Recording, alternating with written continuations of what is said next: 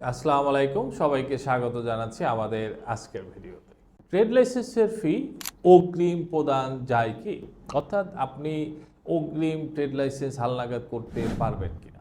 City কর্পোরেশনের গেজেটে বলা আছে যে আপনি একসাথে 5 বছর ট্রেড লাইসেন্স হালনাগাদ করতে পারবেন, কিন্তু বাস্তবে আমরা এখন পর্যন্ত অগ্রিম ট্রেড লাইসেন্স হালনাগাদ করার যে প্রক্রিয়া সেটা সিটি কর্পোরেশনে দেখি নাই।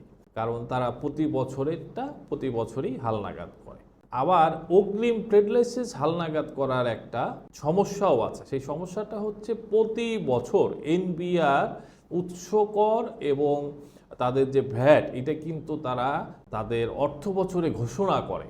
সো ঘোষণার সময় যদি দেখা যায় যে উৎস কর পরিবর্তন হয়েছে অথবা ভ্যাট পরিবর্তন হয়েছে, তখন কিন্তু আপনাকে আবার বিগত বছরগুলোতে গিয়ে আপনাকে সেই ভ্যাটটা পরিশোধ করতে হবে। সো আপনাকে কিন্তু এইটার জন্য আবার পিছনে ফেরত যেতে হবে। এবং এই ধরনের অভিজ্ঞতা আমাদের আছে যে বিগত 3 বছরের ভ্যাট সিটি কর্পোরেশন নেয় নাই, পরবর্তীতে উদ্যোক্তাদের ব্যবসায়ীদেরকে বিগত 3-4 বছরের ভ্যাট দিয়ে তারপরে তার ট্রেড লাইসেন্সটাকে আবার হালনাগাদ করতে হয়েছে। সো আমার মনে হয় প্রতি বছরেরটা প্রতি বছর করাই ভালো, এটাতে খুব বেশি সময় লাগে না। সাথে থাকবেন, ভালো থাকবেন, ধন্যবাদ সবাইকে।